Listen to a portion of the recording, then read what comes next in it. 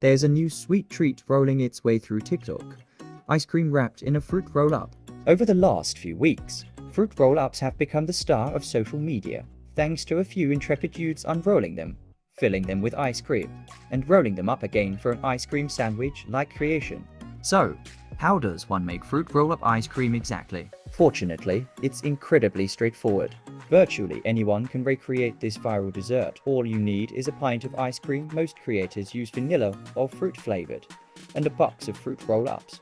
Simply unwrap your fruit roll-up, add a spoonful or two of ice cream to the center, and crimp the edges to conceal the ice cream. Make sure you work relatively quickly, because you don't want the fruit roll-up to freeze before you finish wrapping.